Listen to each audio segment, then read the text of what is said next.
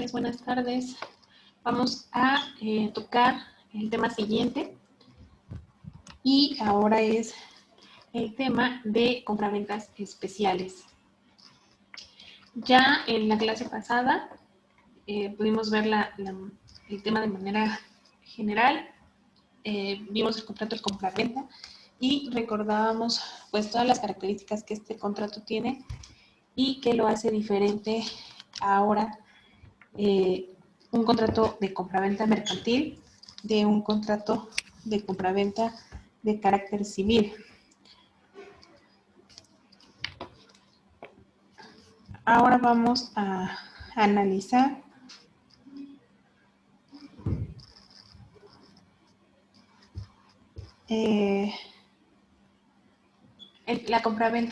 las compraventas especiales, ¿sí?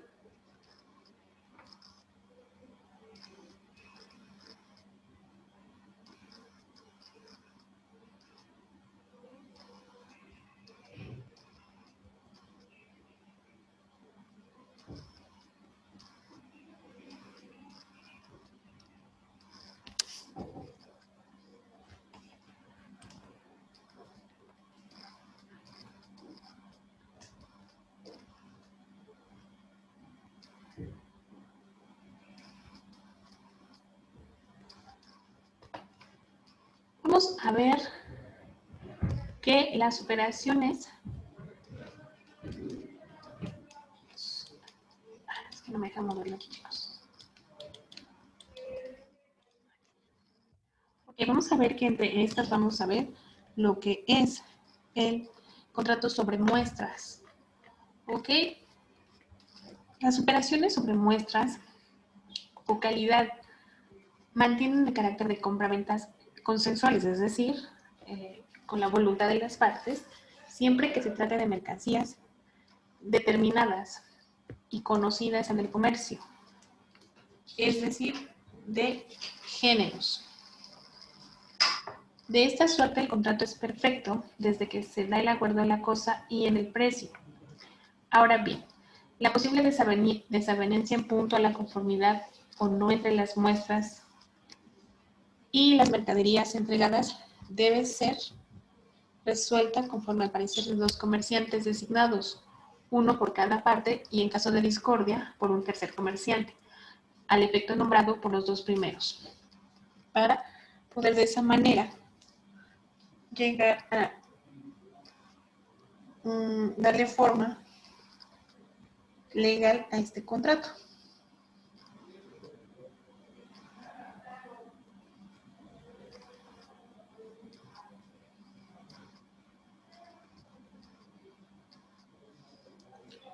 Apenas si hace falta que anotemos o digamos que la inobservancia practicada en uno u dos preceptos arrojados ha cambiado las propuestas de las prácticas judiciales.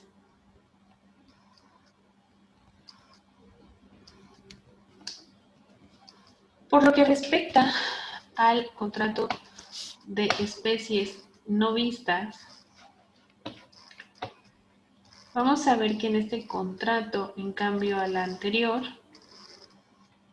se trata de mercancías no vistas por el comprador y respecto de las cuales no hay muestras, ni es posible demostrar previamente su calidad, pues no son conocidas en el comercio lógico. Sería entonces que aunque haya acuerdo sobre la cosa y el precio, el contrato no se perfeccione en tanto el comprador no examine la cosa que ha comprado y obviamente manifieste su voluntad. Tocamos un poquito el tema en la clase pasada de estas circunstancias, de este tipo de contratos, de este tipo de ventas.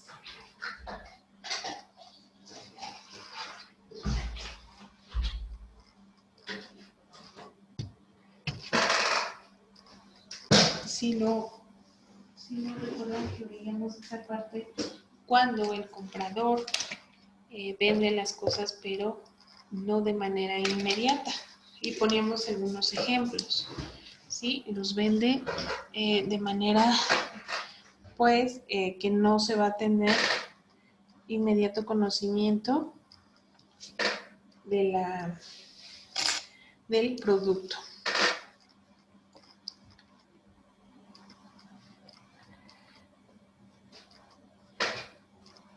Siguiente es la compraventa o contrato de compraventa con entrega diferida. En este caso es frecuente que la cláusula de entrega diferida, y esta vamos a mencionar que puede aportar varias formas en un solo plazo, en entregas parciales, etc. Pero en ella se estipula en beneficio de una de las partes, ya sea del vendedor fabricante que requiere tiempo para elaboración del producto o del comprador industrial que debe ajustarse a un calendario de adquisiciones de insumos o a la capacidad de sus locales. Pero también es posible que conjugue los intereses de ambas partes. En todo caso, el comprador no va a estar obligado a recibir entregas fuera de los plazos convenidos, pero no así las que sí acepte, ya que estas se van a entender como algo consumado, de manera parcial o de manera total dentro del contrato. ¿Por qué? Porque estamos viendo una afirmativa. ¿Están de acuerdo? También vamos a ver que aquí hay que ver, o tiene mucho la consecuencia según el volumen de las cantidades o cantidad recibida en relación con las contratadas. Una modalidad cada vez más frecuente de esta compraventa con entrega diferida es la conocida como sistema de apartado, que ciertas empresas celebran en calidad de compraventa con reserva de dominio, si bien el mecanismo supone otro aspecto que se aparta de esta denominación.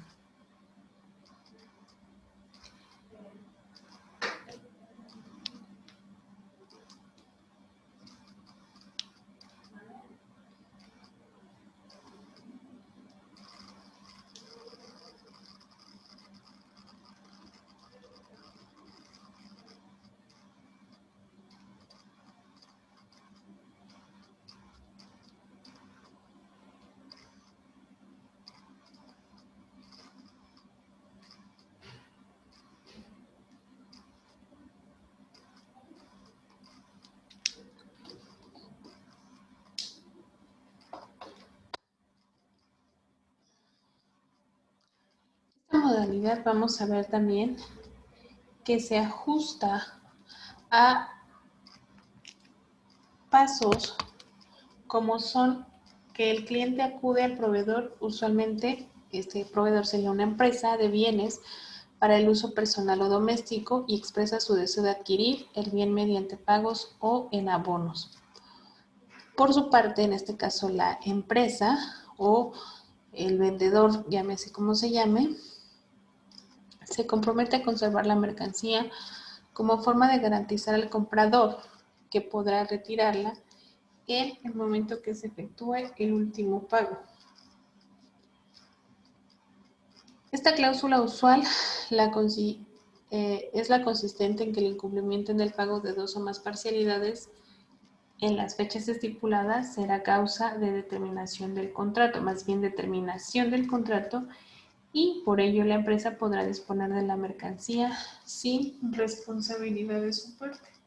De alguna manera, pues ellos aprenden a deslindarse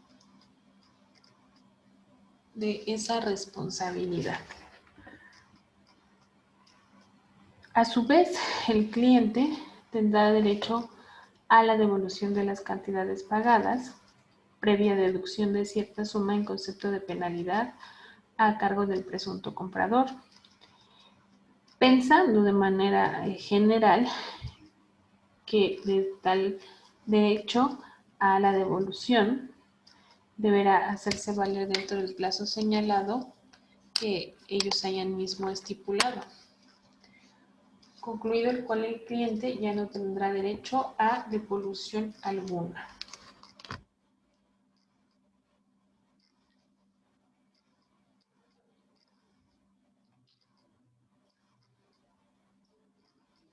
Este mecanismo, como tantos otros, pues vamos a ver que hoy en día están incrustados en las prácticas comerciales y que ha sido copiado de la práctica estadounidense, que además supone un cargo inicial que debe cumplir el cliente en concepto de gastos administrativos por la elección de ese contrato. También vamos a apreciar, bueno, aquí obviamente tiene que haber razones para que el cliente o nosotros como clientes pues aceptemos este tipo de modalidades, ¿no? Modalidades de compra-venta. Entre una de ellas, bueno, es que el comprador se asegura en la adquisición del bien, que incluso puede elegir de manera individual. Puede también tener la cuestión de que el pago sea en abonos y que estos no generen un interés o no causen un interés. En cuanto a la empresa o la parte vendedora, promueve de este modo sus ventas y ante la perspectiva de recuperar la disponibilidad del bien que se va a vender o que es el objeto de esta transacción, percibe además una suma en concepto de celebración del contrato y otra más en caso de que el comprador no cumpla puntualmente con el pago de los abonos estipulados. Ello estaría explicando que esta operación recaiga sobre bienes de no muy alto precio o muy elevado valor y además se otorguen cortos plazos para el pago, para que pues de alguna manera se compense tanto para el comprador como para el vendedor la situación o las consecuencias de este tipo de venta.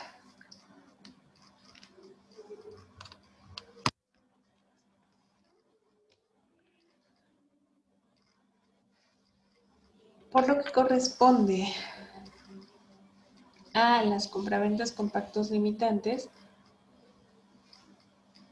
aquí vamos a ver que es lícita la estipulación en el sentido de que la cosa comprada no se venda a determinada persona, pero en cambio esta afecta de nulidad la cláusula en cuyos términos no podrá venderse a persona alguna. En cuanto al tan situación o tan debatida situación legislativa y doctrinal, sería un pacto de retroventa prohibido por nuestro sistema legal, pero no carece de interés mencionar que en cambio lo toleran el Código Civil en otros países. Pero aquí pues lo podríamos ver en un tema de bienes inmuebles.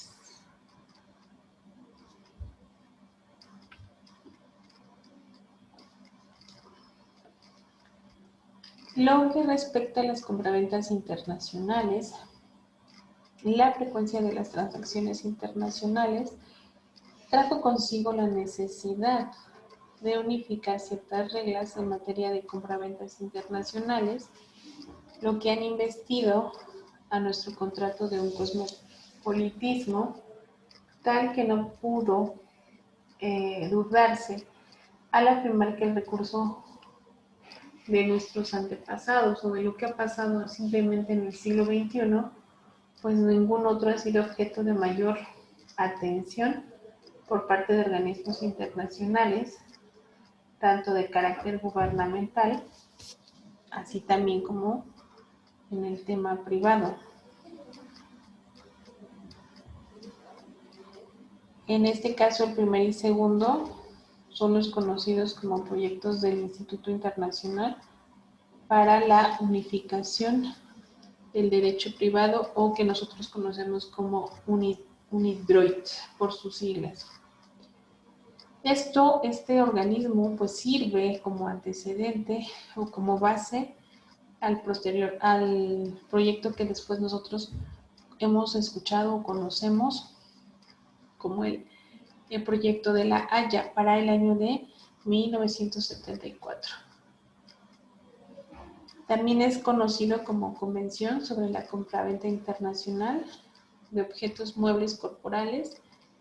Este, a su vez, fue la principal fuente de inspiración del texto más reciente, que por ahora debe considerarse definitivo, pues fue aprobado en sesión de delegados y es celebrado en Viena. Ustedes saben que la mayoría de los tratados pues son celebrados allá. Y pues nosotros entramos por pertenecer a este tipo de convenios internacionales. En el año de 1980, México suscribió y ratificó su adhesión a este convenio internacional. Y esto, bueno, obviamente primero tuvo que pasar por la aprobación de la Cámara de Senadores y ya de ahí se publica lo que es la adhesión o ratificar la adhesión a dicho convenio. Entre otros aspectos, este debió de haber rendido sus frutos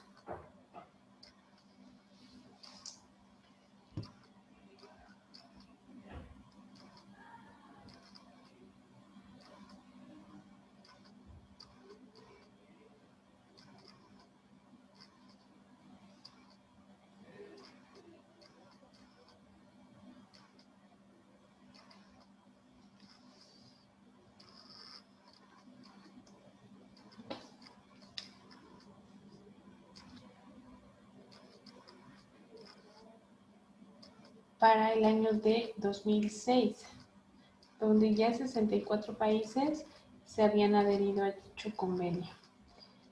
Y en esta, tales países representan más de 2/3 partes del comercio internacional, es decir, estamos hablando de una mayoría.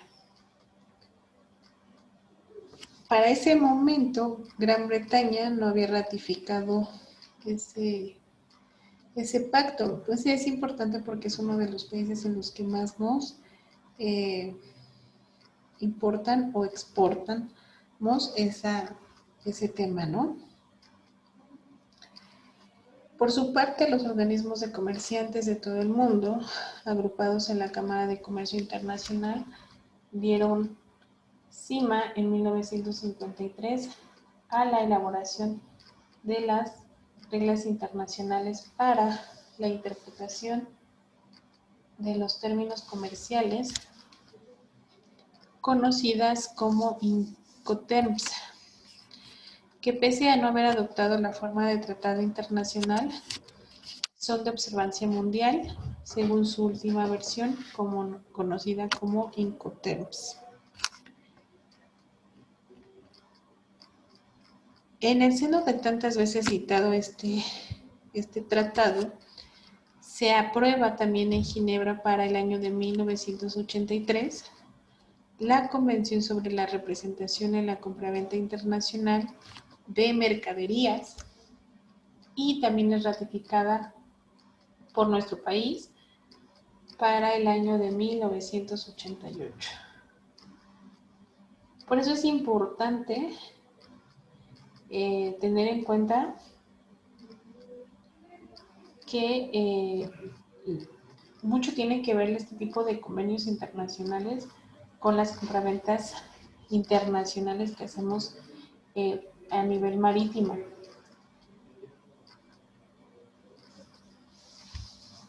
Este último, por sus repercusiones en el tratamiento jurídico de las compraventas internacionales, conviene mencionar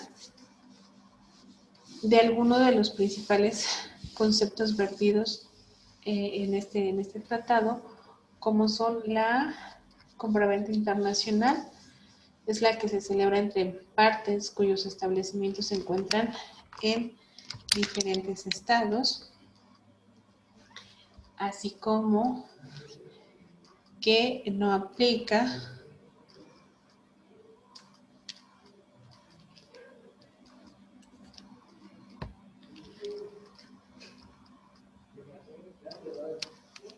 a las compraventas de mercaderías para uso personal, familiar o doméstico, a las que resulten de subastas o embargos por orden de autoridad, a las acciones, títulos de crédito, valores mobiliarios o monedas de buques, yates o aeronaves de energía eléctrica. Y en lo que se refiere a los 11 tratados internacionales, voy a mencionar solamente algunos de sus siglas para que tengamos un conocimiento muy general de este. Por ejemplo, el grupo E, que se llama entrega directa a la salida, bueno, en inglés es EXW.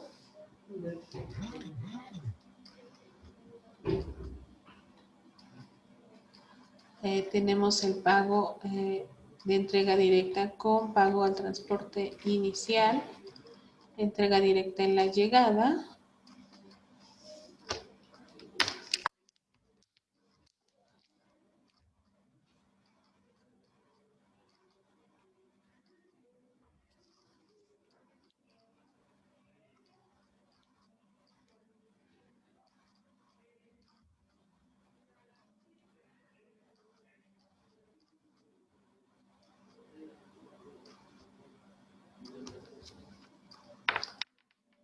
y bueno, de ese punto vamos a ver que tenemos lo que es lo sucinto y selectivo análisis de el medio comercial y jurídico mexicano.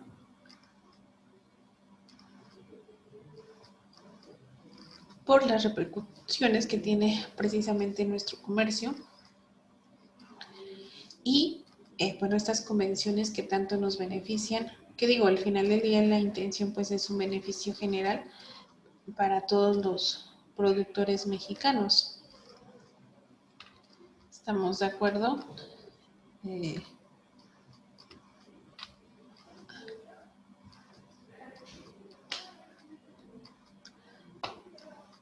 Vamos a mencionar que el propósito unificador de convenciones, como en este caso, es el capítulo en el que se informa que los estados participan dentro de este convenio, de esta convención, y ellos estiman que la adopción de reglas uniformes aplicables a los contratos de compraventa internacional de mercancías o mercaderías deben de ser compatibles con los diferentes sistemas sociales, económicos y jurídicos, y esto va a contribuir a la supresión de obstáculos jurídicos al comercio internacional y favorecerá el desarrollo del comercio internacional. Para que podamos interpretar este convenio o el tema que está dentro de esta convención, debemos tener en cuenta su carácter, obviamente primero que nada, que es internacional, y la necesidad de promover la uniformidad de su aplicación, así como de asegurar la observancia de la buena fe en el comercio internacional,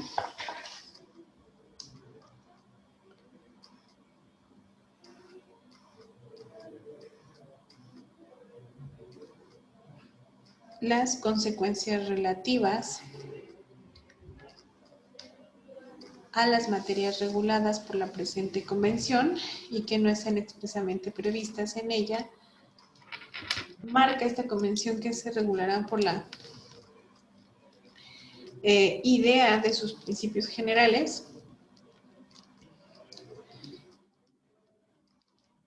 y si no estuviera tipificado ahí, pues versará en la legislación del derecho internacional privado. Hay que mencionar que 26 de 88 artículos que forman el texto de esta convención se emplea la palabra razonable. Aparece muchas veces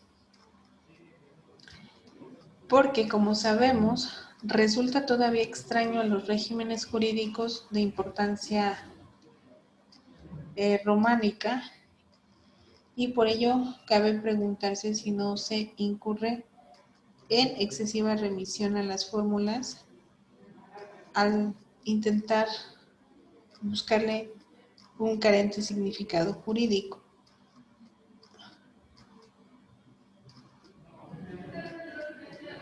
Sin embargo,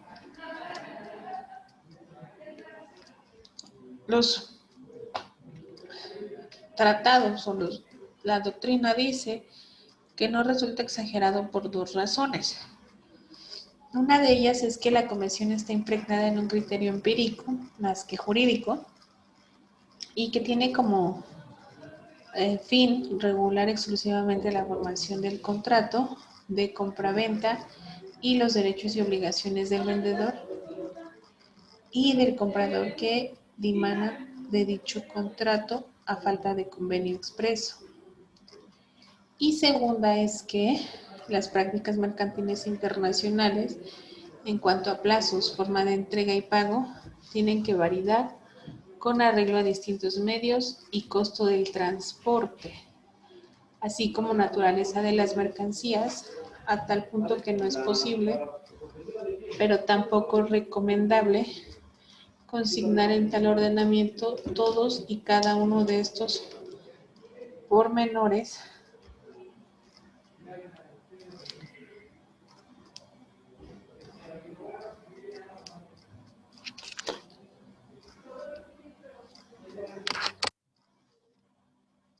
ni lo es tratar de abarcarlos en el lecho del procusto de una sola disposición que por alejada de la realidad sería de imposible observancia.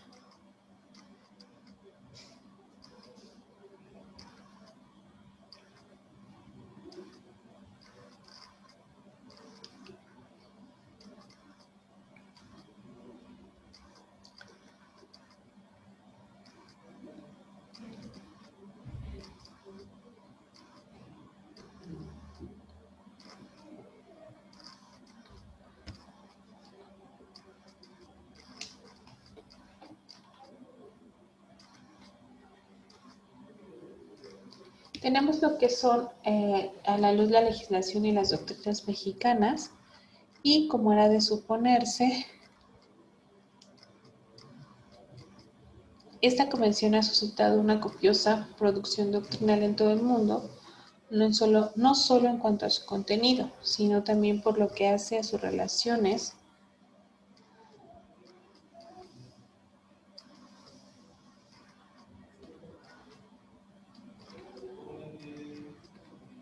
Por lo tanto, vamos a analizar un jurista que se llama Jorge Adán Godard, que él menciona que sin descuidar los ya apuntados aspectos constitucionales, llevas un análisis a la relación directa entre algunos preceptos de la Convención y las respectivas disposiciones de nuestro derecho.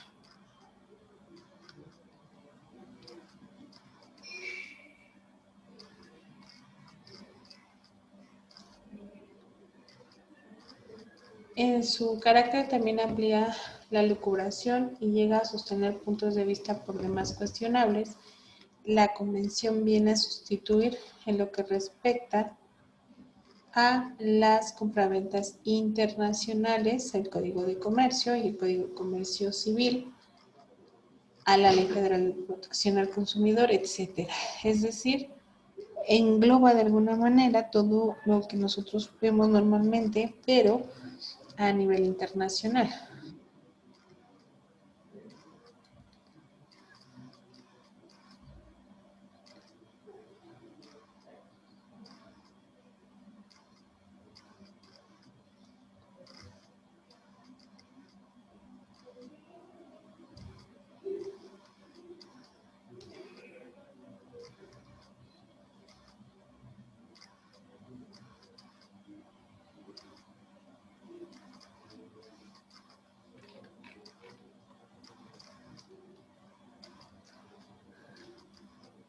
Tema que al ver nosotros haber visto de manera general las compraventas internacionales, pues nos arroja a lo que son las compraventas bursátiles y vamos a ver sus generalidades.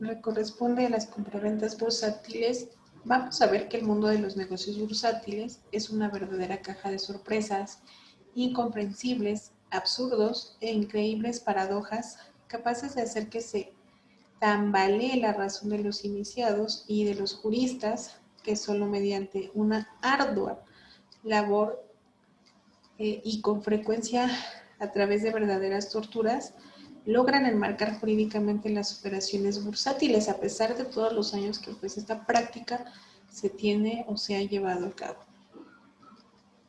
Llámese de este modo por alusión al local en que forzosamente se celebran, que es una bolsa de valores y es la única que opera en México, que es la Bolsa Mexicana de Valores. Y su sede la tiene en la Ciudad de México.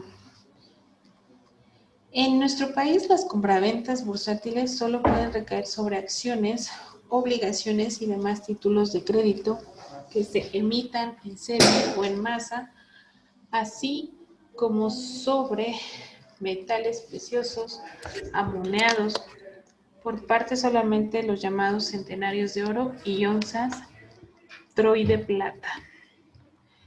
El marco legal de estas operaciones está formado por la Ley del Valor, la Ley del Mercado de Valores, y tiene también su propio reglamento, que es el Reglamento Interior de la Bolsa Mexicana de Valores. Este último entró en vigor para el año de 1999 y se aplica pues de manera general a las casas de bolsa.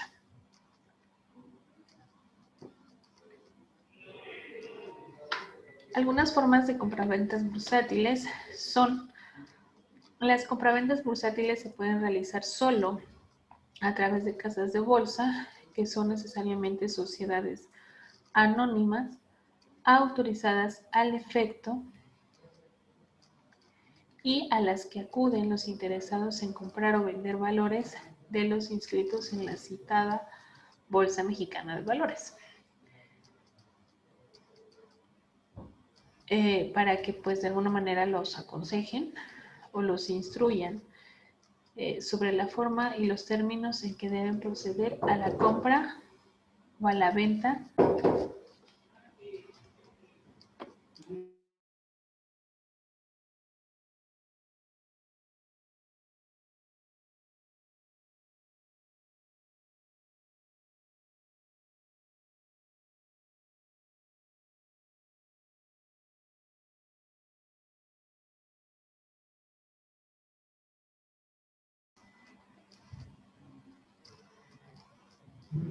y después de ellos vamos a tener lo que son los contratos prebursátiles. ¿Qué son las compraventas? De que se trata suponer la celebración entre el cliente y la casa de bolsa de uno o más contratos. Entre ellos vamos a ver que por lo menos el de comisión mercantil, por virtud del cual el presunto vendedor o comprador confiere facultad al agente o casa de bolsa para que por cuenta, pero no en nombre del propio comitente, compre o venda los valores respectivos. Aunque estos contratos suelen celebrarse por escrito, no es raro que se otorguen verbalmente cara a cara, por teléfono o incluso mediante correo electrónico, y en su forma más simple suponen la autorización a la casa de bolsa para emplear el dinero o los valores que entrega al comitente de una o varias compras o de varias ventas.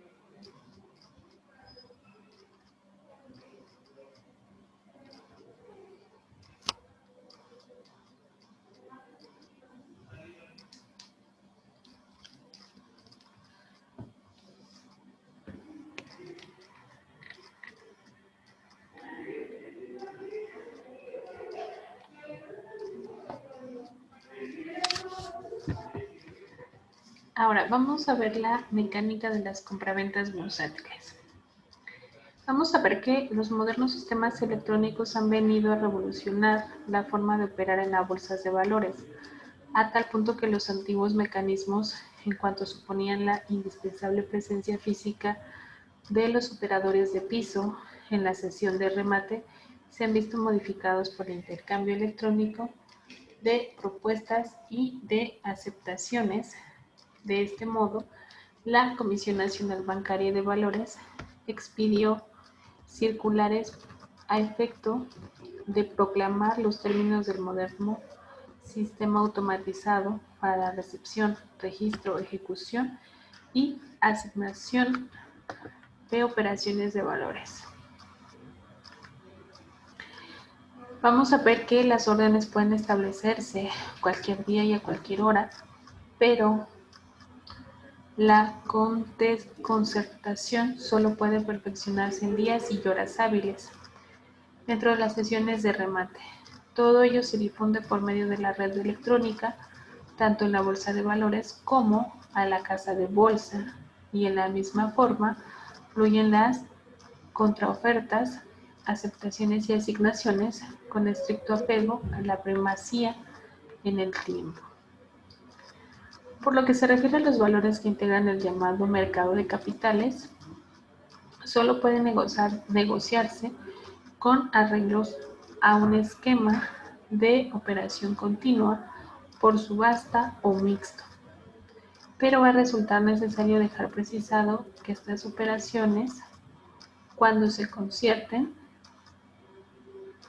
en la bolsa, van a quedar perfeccionadas por el consentimiento expreso manifestado a través de los formatos respectivos, y desde ese momento las partes quedan obligadas no solo a cumplir con lo pactado, sino también a las consecuencias que, según su naturaleza, sean conformes a la buena fe, a los sanos usos y a las prácticas bursátiles, a lo previsto por el reglamento de que se trata y a todas las leyes que le correspondan aplicar. En cuanto al precio de las operaciones, vamos a ver que va a corresponder a cualquiera de estas posibilidades, como puede ser el precio de apertura, el precio de asignación, el precio ajustado al valor nominal o bien el precio de cierre.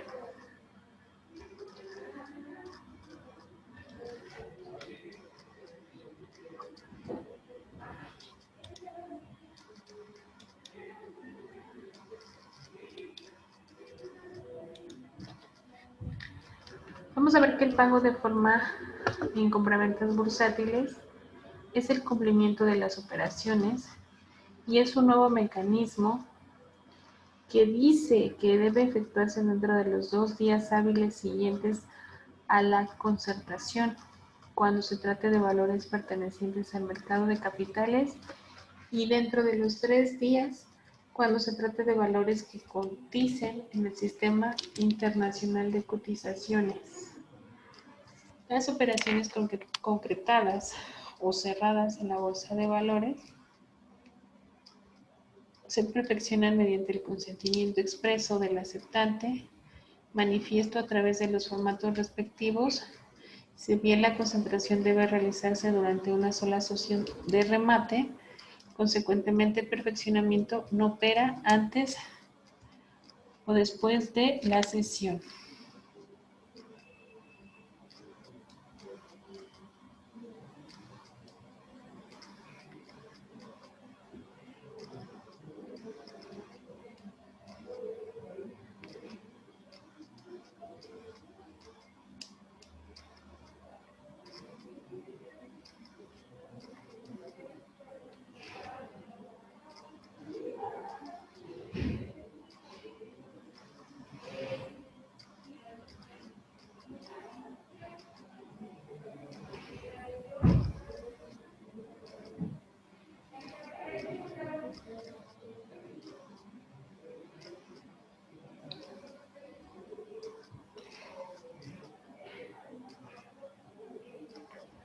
es importante concluir el tema de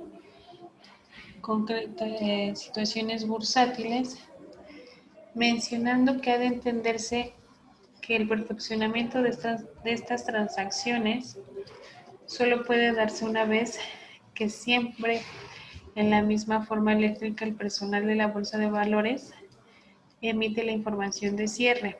Por tanto, los anteriores mecanismos verbales han caído en desuso.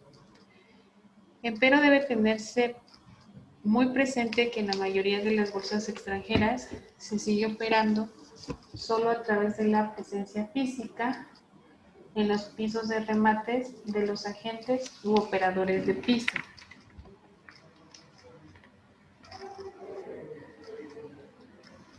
Por lo tanto, vamos a concluir que la regulación de la compraventa en el Código de Comercio es fragmentaria. Una vez más, la supletoriedad del Código Civil debe desempeñar un papel, y este es importante, y con ello colmar las numerosas lagunas de dicho estatuto mercantil.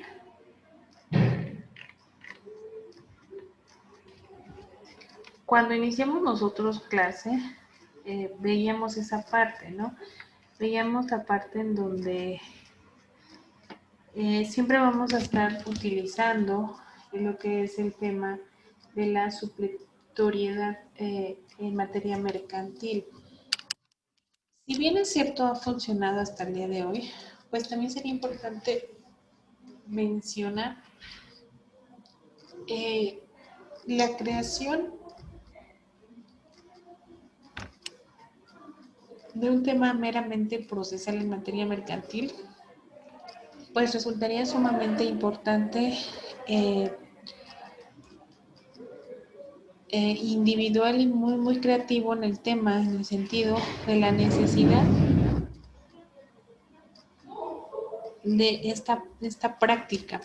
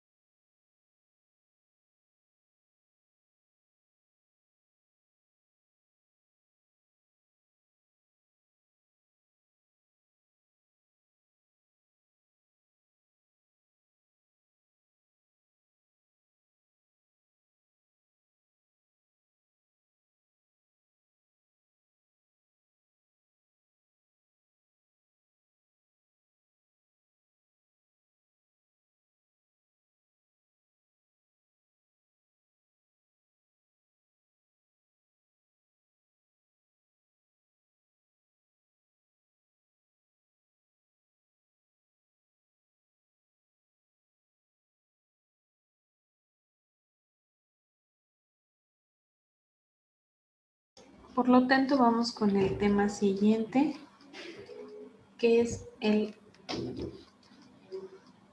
préstamo mercantil.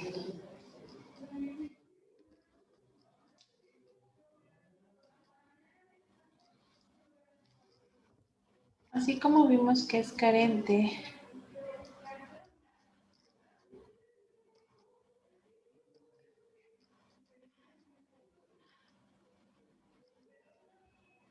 el Código Civil, el Código Mercantil en algunas cosas, vamos a ver lo que en este sentido es carente para definir este tipo de contrato. Y va a resultar indudable que es necesario acudir nuevamente a la consigna del Código Civil para poder utilizar su definición de un contrato, y vamos a utilizar lo que es la definición del mutuo. Y el mutuo, vamos a ver que es un contrato por el cual el mutuante se obliga a transferir la propiedad de una suma de dinero o de otras cosas fungibles al mutuatario, quien se obliga a devolver otro tanto de la misma especie y calidad. Aquí vamos a ver que estamos asimilando lo que es el préstamo mercantil a un tema del mutuo.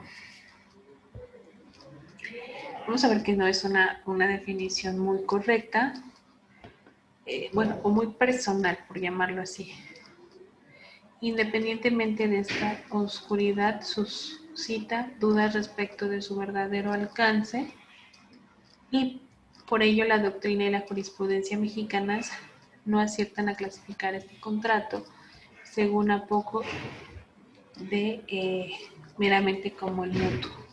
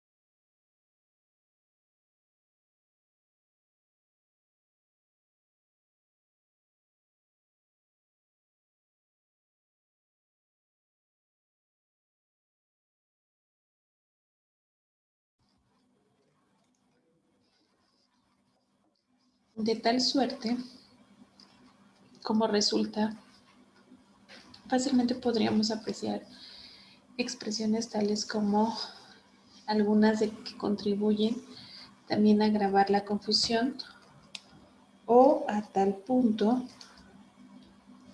que, como también vamos a examinar de manera más individual,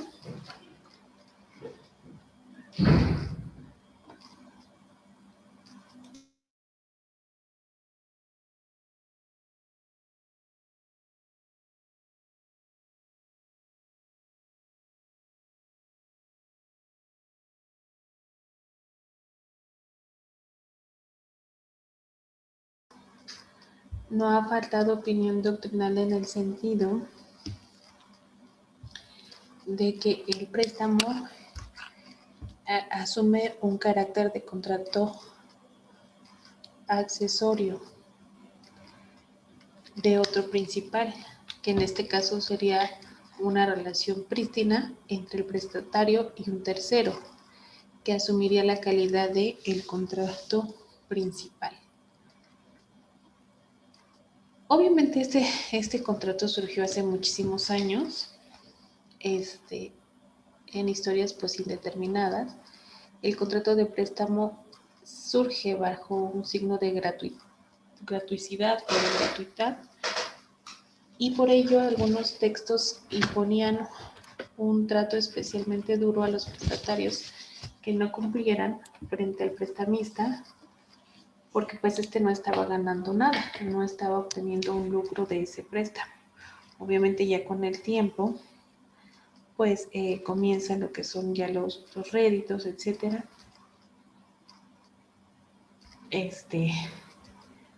Y pues ya empieza uno a ver, ¿no?, la ganancia de este.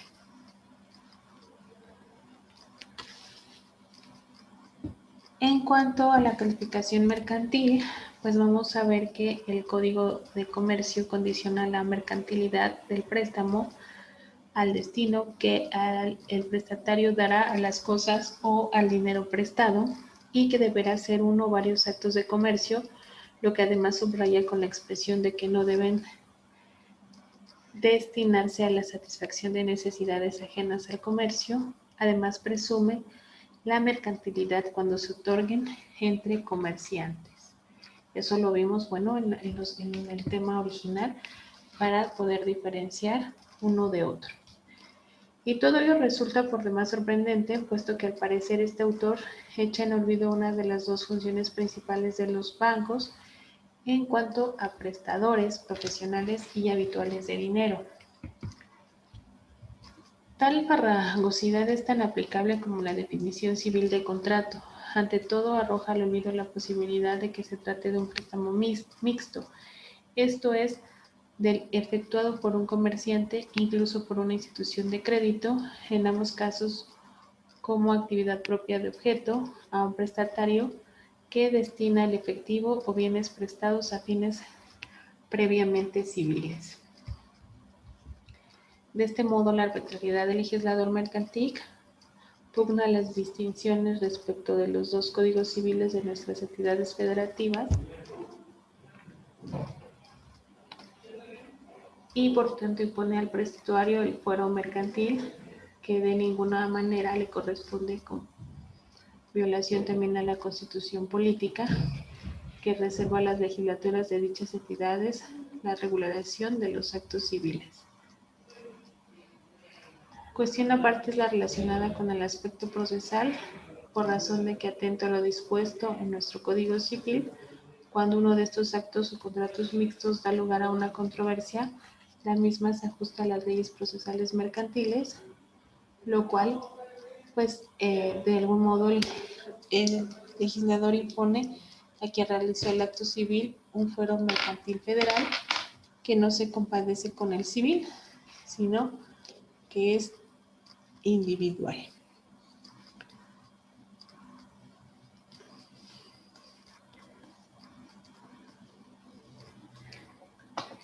En cuanto a la presunción también proclamada por el precepto mercantil de la mercantilidad del préstamo operado entre comerciantes,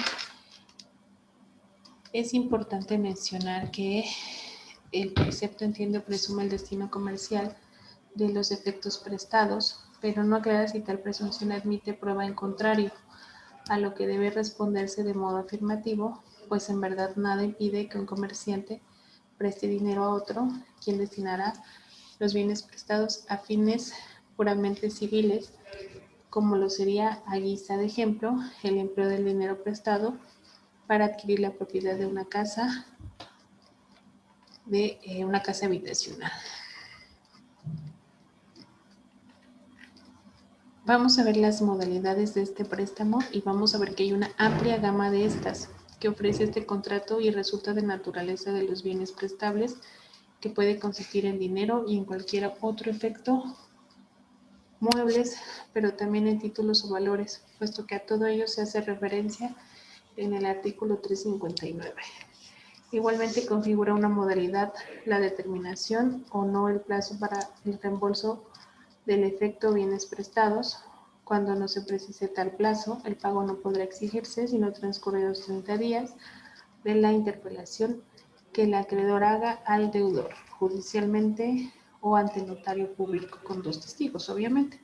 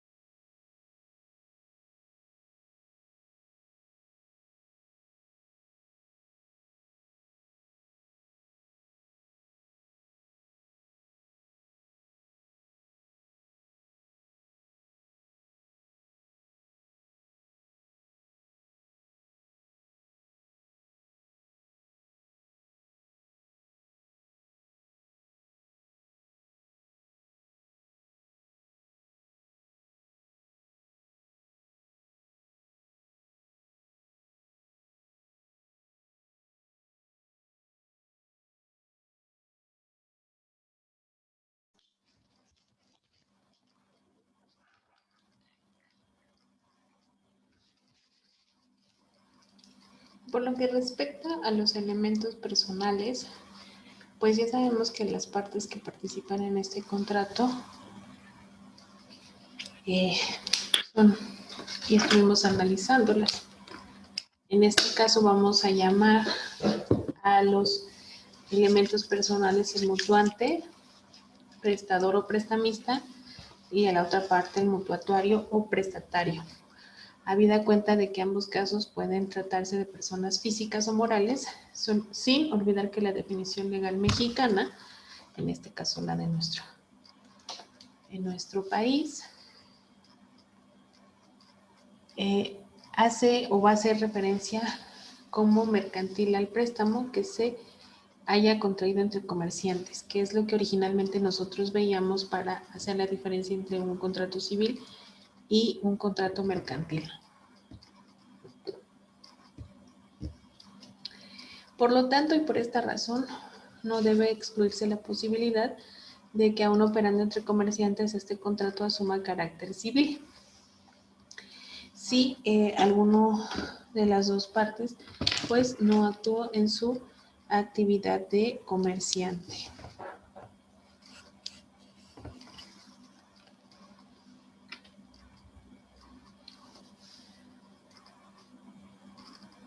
Esto pues lo realizarían o se realizaría entre un civil y un comerciante y pues perdería precisamente este carácter. Ahora bien, vamos a ver que en el caso de que alguno de los otorgantes muriera, ¿qué pasará con el contrato de préstamo? Aquí, conforme arreglo de nuestras leyes o como adecuándonos a nuestro Código Civil, correspondería según el estado en el que nos encontremos. Recordemos que para cada estado de nuestra república pues hay un Código Civil diferente, entonces nos aplicaríamos o nos enfocaríamos a la entidad federativa en la que nos encontremos. Y de ahí pues podríamos partir aplicando nuevamente de manera supletoria pues lo que es el Código Civil. Aquí vamos a ver que la sucesión hereditaria va a asumir todos los derechos y obligaciones del contenido patrimonial que en su vida o en vida hayan correspondido al que hoy fallece. Si fuera el caso en lo que refiere a este contrato de préstamo, la sucesión va a continuar y entra este contrato, así como todo el acervo hereditario. De las obligaciones patrimoniales también va a entrar lo que es este contrato. Obviamente, si hay un testamento, pues se regirán conforme a lo que el de cuyos haya elegido en su testamento. Si no lo hubiere, pues también nos iríamos a un juicio sucesorio. Caso parecido sería si la prenda, en este caso pudiera ocurrir al fallecimiento del deudor. La sucesión seguiría reportando esa obligación prendaria hasta en tanto no se adjudiquen los bienes ignorados a uno o varios herederos o, en su caso, al legatario. Por lo tanto, dada su naturaleza mercantil, por ser accesorio al principal, el contrato de préstamo debe regirse por las disposiciones en el que se rija el contrato principal. Y pues por el día de hoy, jóvenes, sería todo. Vamos a dejar hasta aquí el día de hoy la clase y continuamos la siguiente clase. Que tengan una excelente tarde.